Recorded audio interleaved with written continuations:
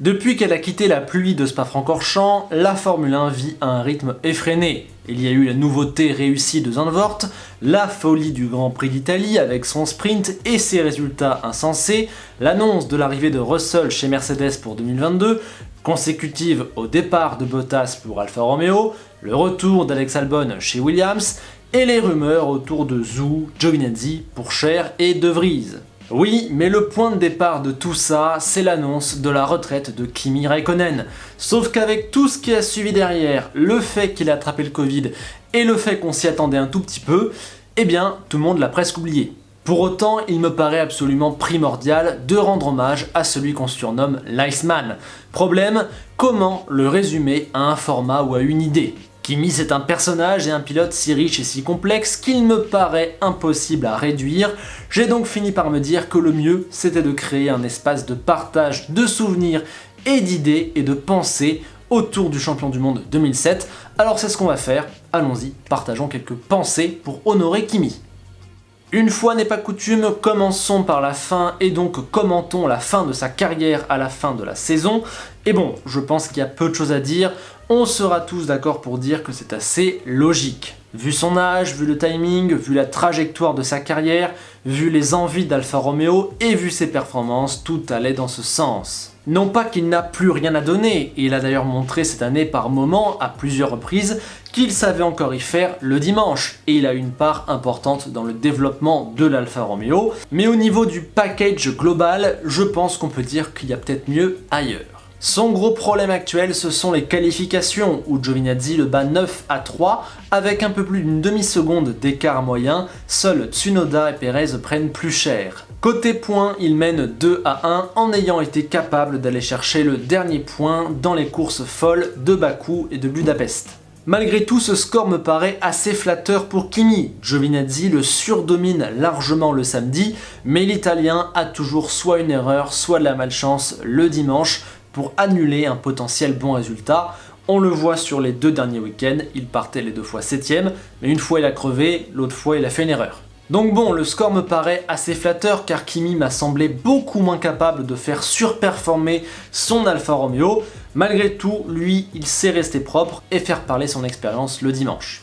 Et puis, le garder encore alors qu'il va avoir 41 ans, alors qu'il va y avoir une révolution technique en 2022, que la F1 se rajeunit de partout, qu'Alfa Romeo veut tourner une grosse page, clairement, ça n'aurait pas trop eu de sens. Quand on ajoute à ça les belles options disponibles en plus sur le marché, eh bien oui, on a tous les éléments qui nous mènent à une fin logique. Dites-moi si vous arrivez à la même conclusion que moi. Au passage, pour ce qui est de son remplaçant, Bottas, on en parlera car évidemment il y a beaucoup de choses très intéressantes à dire sur ce nouveau transfert, mais là on va un petit peu laisser la saison se terminer et on verra en temps et en heure quand les grands débuts entre Bottas et Alfa se rapprocheront.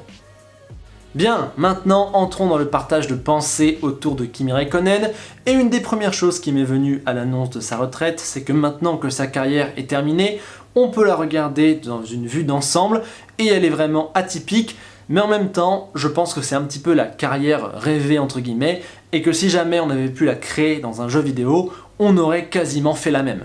Une arrivée très très jeune après seulement quelques petites courses de monoplace, les catégories inférieures c'est pas amusant, faut aller en Formule 1 direct. Il débarque alors dans une écurie familiale et sympathique de seconde zone, idéale pour se former et y faire des premiers exploits, avant d'être embauché au bout de seulement un an dans un top team, le monstre McLaren, en plus pour remplacer son compatriote et double champion du monde, Mika Häkkinen.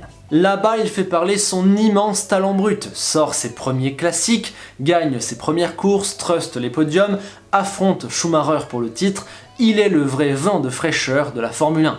Ensuite, c'est lui qui est choisi pour remplacer le Baron Rouge et tous les tifosi l'adoubent. Chez Ferrari, il va devenir un demi-dieu et surtout gagner le titre en 2007 dès sa première saison, dans un scénario titanesque que seuls les meilleurs écrivains auraient pu prédire. Puis, un petit peu lassé, un petit peu fatigué, déjà champion, il va décider de quitter la Formule 1 quand bon lui chante pour aller faire ce qu'il veut, voir sa famille, faire du rallye, et puis il reviendra quand il en a envie, dans une écurie mythique qui fait son retour. Il apporte à Lotus beaucoup de hype et les deux seules victoires de leur retour, de courses mythiques passées à la postérité. Il est ensuite rappelé par la grande Ferrari où il va passer 5 saisons.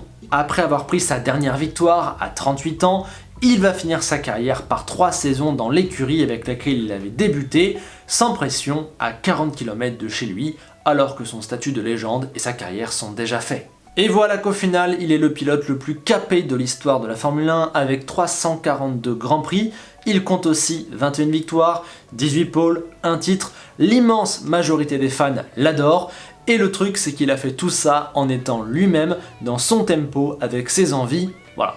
Quand on regarde la carrière avec du recul, c'est franchement dur d'imaginer un plus beau scénario, même si peut-être que niveau victoire et titre, on pourrait aller plus dans la folie. Une autre chose que je trouve marquante avec Kimi, c'est à quel point il est le pilote de toutes les générations.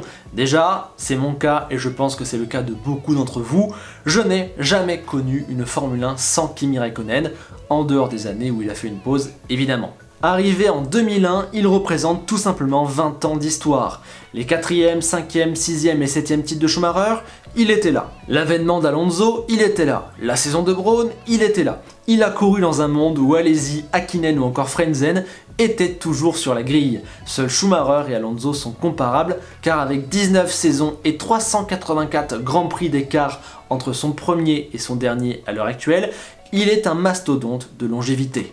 Pour mesurer ce très long espace-temps, il y a un jeu très simple à faire, c'est de regarder toutes les monoplaces qu'il a conduites durant sa carrière, en partant de sa Sauber C20 de 2020 à son Alpha C41 de 2021, la différence est énorme.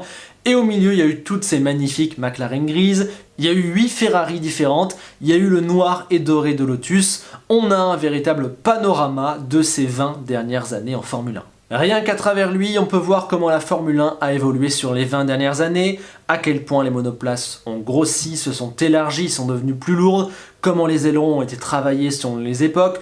On peut lire les différentes révolutions techniques, c'est assez impressionnant, surtout quand on voit qu'il a conduit tout ça.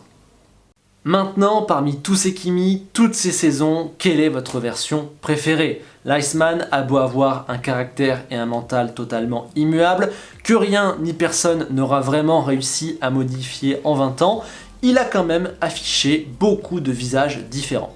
Pour ce qui est de sa meilleure version, il y aura sûrement un débat entre le Kimi de McLaren et le Kimi de Ferrari. Je pense personnellement que sa meilleure version en termes de niveau pur, c'est l'époque 2002-2005 chez McLaren, là où il a terminé vice-champion 2 fois. Mais paradoxalement, c'est chez Ferrari qu'il est devenu champion, alors que je le redis, pour moi, sa meilleure époque, c'est vraiment l'époque McLaren. 2007 est une saison extrêmement réussie, sûrement sa meilleure de facto vu qu'il a été champion. Il a su profiter de la guerre entre Hamilton et Alonso, être super propre et prendre le dessus sur Massa en interne chez Ferrari. Avec ce titre et ses 8 saisons, Kimi est une légende chez Ferrari. Pourtant, j'ai toujours pensé que les 7 dernières saisons laissaient un petit peu à désirer. Après la victoire du titre en 2007 au Brésil, il n'y a eu que 4 victoires avec Ferrari alors qu'il y a eu 7 saisons de plus. Et globalement, il n'a gagné que 6 courses après le Brésil 2007. En 2008, il est hors du coup, battu par Massa. En 2009, il était derrière le Brésilien au moment où il se blesse.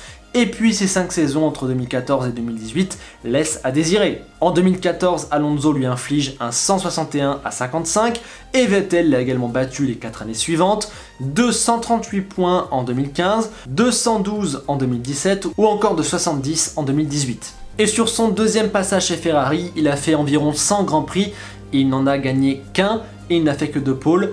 Dans le même temps, Vettel a fait 13 victoires, 10 pôles. Enfin bref, l'idée n'est pas de dénigrer ce second passage, d'autant plus qu'il faudrait rentrer plus profondément dans les détails, mais c'est pour souligner que malgré tout ça, il est un demi-dieu auprès des tifosi. Donc voilà, le Kimi qu'on retiendra sûrement le plus sportivement, c'est probablement celui de l'époque McLaren grise, ou bien champion en 2007, mais l'image qu'on gardera le plus de Kimi, c'est sûrement dans une combinaison rouge avec des petites lunettes de soleil en train de faire un léger signe aux fans. Dans un hommage à Kimi, c'est très dur de ne parler que du pilote et d'éluder le personnage, car Kimi, dans la mémoire collective, c'est peut-être avant tout son caractère et ses frasques, avec ses nombreux commentaires mythiques à la radio, ses énervements, sa franchise extrême, son côté individualiste et froid, sa grande part d'humanité et de second degré, ses réponses très souvent inintéressantes et parfois légendaires face à la presse, sa voix si reconnaissable, etc., etc.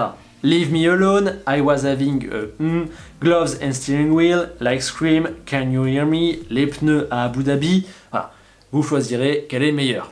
J'avoue qu'il est parfois triste de constater qu'on le réduit un petit peu à ça, ou que parfois on a un petit peu que ça à dire sur lui, surtout récemment, mais il y a une belle réalité derrière tout ça, c'est que Kimi est très fortement ancré dans la mémoire visuelle et collective de la Formule 1, notamment chez un public assez jeune, et ça c'est positif, ça veut dire que son souvenir va vraiment rester pendant très longtemps. Enfin, avant de terminer la vidéo sur quelques souvenirs de ses meilleures courses, j'aimerais revenir sur la vidéo que je lui avais consacrée le 10 octobre 2020 et que j'avais sobrement intitulée « Pourquoi je n'aime pas Kimi ». Cette vidéo a suscité beaucoup de réactions et même si l'immense majorité d'entre vous est venue répondre avec beaucoup d'arguments, j'ai bien senti qu'elle avait suscité un petit peu de ressentiment chez les fans de Kimi Räikkönen et même chez les autres, tout le monde avait trouvé un petit quelque chose à dire sur la vidéo. Pour tout vous avouer, je ressens un petit malaise vis-à-vis de cette vidéo. Je n'enlèverai rien au fond, je pense ce que je dis dedans, mais voilà, pour le dire, j'ai pas été assez juste, assez précis et assez bon, et voilà, le message final est beaucoup moins violent que le titre. Quand je vois la forme, les mots que j'ai choisis pour dire ce que je voulais dire, et les nombreuses imprécisions ou commentaires trop faciles que comporte la vidéo, voilà, je suis moi-même dérangé. Et puis la vidéo date de bientôt 1 an, la chaîne n'avait même pas 8000 abonnés, j'avais beaucoup moins de recul, beaucoup moins d'assurance face caméra, j'étais dans un autre décor, etc., etc. Ça rend le truc moins propre et ça aide pas. Dans cette vidéo, je voulais simplement exprimer mon point de vue sur Kimi Räikkönen, qui selon moi diffère assez de la vie générale. Généralement, Kimi, tout le monde le surkiffe, l'adore, rigole à toutes ses blagues, trouve que tout ce qu'il fait c'est génial, le laisse tout faire et tout dire. Voilà, personnellement, je voulais apporter un petit peu de nuance face à ça. Malheureusement, je pense que j'ai utilisé, comme je l'ai dit, les mauvais mots, et qu'il y avait une bien meilleure manière globale de dire ce que je voulais dire sur Kimi. C'est beaucoup trop maladroit, c'est un petit peu facile par moment, et c'est même un petit peu putassier, je dois l'avouer. Mais voilà, tout ça pour dire que je ne déteste pas Kimi, je ne trouve pas sa carrière nulle, je ne le dénigre pas, je ne suis pas un haters de Kimi. Voilà, je voulais clarifier, et cette vidéo en était la bonne occasion. Allez, sur ce, on va finir avec un petit top 5 des meilleures courses de Kimi Räikkönen. C'est évidemment subjectif et parmi 340 courses, il y a beaucoup de choix, mais voici mon top 5, vous pourrez donner le vôtre dans les commentaires. En numéro 5, Abu Dhabi 2012. Comme toujours à Abu Dhabi, ce n'était pas une course légendaire et excitante, mais les images qu'il en reste et son résultat, eux, le sont. En doublant Maldonado et Webber dans le premier tour, Kimi s'est mis juste derrière Hamilton qui a abandonné au tour 19. Il va alors mener les 36 tours restants, résistant à la pression de la Ferrari d'Alonso et à la pression de retrouver la victoire plus de 3 ans après sa dernière et 25 ans après la dernière de Lotus, après la victoire de Senna à Détroit. Mais Kimi l'a fait, il a tenu et il nous a offert un moment vraiment historique. En numéro 4, Interlagos 2007. Cette course-là aussi, Kimi la gagne, mais surtout, il y remporte le titre de champion du monde. C'est sûrement pas son succès le plus éclatant, Massa s'est un petit peu clairement laissé faire, mais c'est, par définition, son plus grand, ou du moins celui qui l'a rendu le plus grand. En numéro 3, Malaisie 2003, sa première victoire en Formule 1 pour sa deuxième saison chez McLaren. Dans cette course, Kimi ne part que 7ème, mais il va faire un excellent départ, encore un, pour se retrouver 4ème. Ensuite, Coulthard abandonne et il ira chercher Heidfeld puis Alonso avant de s'envoler complètement. Il termine avec 39 secondes d'avance sur Barrichello et 1 minute 04 sur Alonso. Seuls 3 pilotes ont terminé dans son tour. Pour un premier succès, c'est énorme, symbolique de la sensation qu'il était à l'époque. En numéro 2, Belgique 2009. Cette saison-là, Ferrari n'est vraiment pas bonne, ne joue absolument pas les victoires. Et en plus, ils viennent de perdre Massa dans l'accident de Budapest. Et dans ce contexte absolument morose, Kimi va aller gagner à Spa en sortant une vraie masterclass. Parti 6ème, il fait un premier tour de feu, décidément c'est sa marque de fabrique, qui le place 2ème derrière le poleman surprise Fisichella. Il le passe ensuite rapidement et mène un Grand Prix parfait pour battre sa Force India et la Red Bull de Vettel. Enfin en numéro 1, le Japon 2005. Là, j'aurais très peu de choses à dire, tout le monde connaît ce chef-d'œuvre de Kimi Räikkönen, c'est sûrement sa plus grande course en Formule 1, il va partir seulement 17ème, mais 1 à 1, il va remonter tout le monde avec des dépassements magnifiques sur l'étroite piste de Suzuka, jusqu'au dernier, dans l'avant-dernier tour sur Fisichella. Au passage, Fisichella doit avoir une dent contre Kimi, heureusement qu'il lui a rendu le trophée d'Interlagos 2003. Mais ce jour-là au Japon, c'était une démonstration qui, à mon sens, symbolise le plus beau Kimi Räikkönen qu'on ait jamais vu. Allez, sur ce, je vais clôturer mon hommage et mes pensées à Kimi Räikkönen. Je vous encourage à apporter votre pierre à l'édifice. J'espère que vous aurez apprécié cette vidéo et que vous apprécierez les prochaines. Si c'est le cas, pensez au like, au partage et à l'abonnement. On se quitte sur le mot d'Enzo Ferrari, qui rappelle que Kimi Räikkönen aura toujours une place spéciale dans son cœur, ainsi que dans le cœur de tous les tifosi. Ciao Kimi, à bientôt.